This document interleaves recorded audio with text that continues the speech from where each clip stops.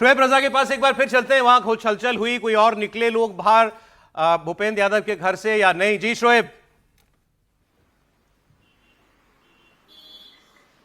बिल्कुल सौरभ जी, देखिए जब शुभेंदु अधिकारी बाहर निकले थे मुख्यमंत्री, उसी वक्त शायद ये रणनीति बीजेपी ने अंदर से ही बनाई थी कि शुभेंदु अधिकारी को मेन दरवाजे से निकाल दिया जाए और जो सांसद है टीएमसी के उनको पीछे के दरवाजे से, क्योंकि मीडिया जब तक वहां पर पहुंची ज्यादातर जो सांसद है, अब ये खबर है कि वो पीछे के दरवाजे निकल गए। हालांकि मीडिया को अंदाजा था, कुछ वहां पर मीडिया कर्मी थे, लेकिन जो गाड़ियों की तस्वीरें आई भी उनसे भी ज्यादा जो क्लियरिटी है वो नहीं आ पाई, क्योंकि उनको इस तरह से निकाला गया है। अभी अंदर कुछ लोग हैं या नहीं, इसको लेकर भी अभी यहाँ थोड़ा सा सस्पेंस बरकरार है, लेकिन ज्यादातर सांसद निकल चुके हैं। ये खबर सामने आई है कि मुख्यमंत्री को पहले से तमाम चीजें बता दी गई थी, इसीलिए वो सीधा जब कोलकाता से आज दिल्ली आए तो वो कहीं नहीं गए, सीधा यहीं पर आए हैं भूपेंद्र यादव के घर, और उनके साथ सीधा सांसदों को बिठा दिया गया कि आप डायरेक्ट जो भी बातचीत है कर लीजिए, जो भी बातचीत जो भी शंका आपके मन में है किसी भी तरह की, वो मुख्यमंत्री से आप बात कर लीजिए। तो सभी सांसदों की उनसे बातचीत हो गई है।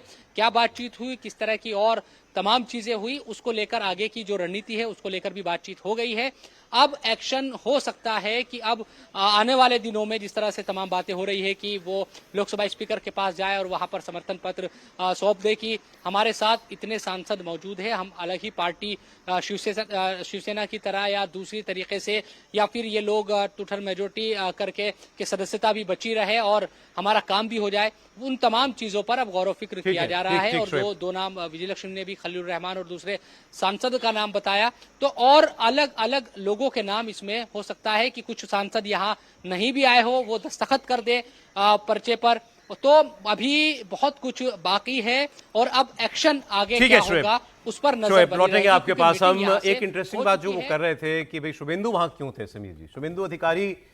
स्पेशली इसी काम के लिए आए? शुभेंदु लीड कर रहे हैं इसको। नहीं,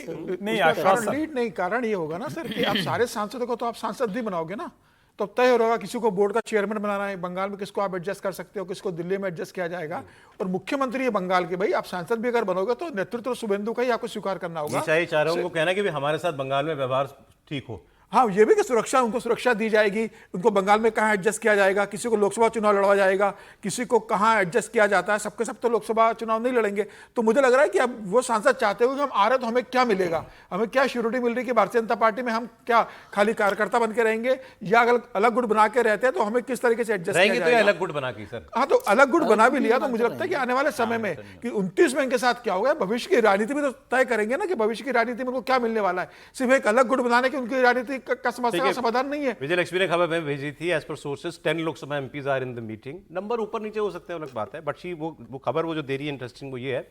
TMC sources claim going in the meeting does not mean they are going to join another party. ये भी ठीक है, उनकी बात कहना मतलब वो तो यही कह सकते हैं। नहीं, ये तो जो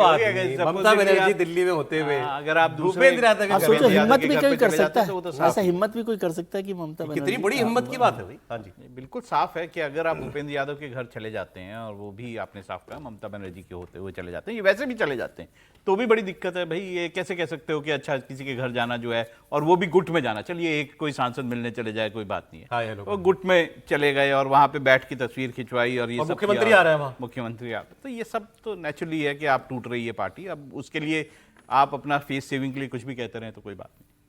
विजयलक्ष्मी जुड़ गई हमारे साथ। जी विजयलक्ष्मी, आप ही की खबर पर चर्चा कर रहे थे हम लोग, आपने जो नाम दिए हैं और जो नाम शोएब बता रहे हैं लगभग समान है, बस दो एक नाम अबू ताहिर और खलील रहमान ये आपने नए बताए हैं, शताब्दी रॉय का भी नाम आपने नए बनाया। अब खबर बता दीजिए क्या है, ये सब तैयार हैं टूटकर जाने के लिए?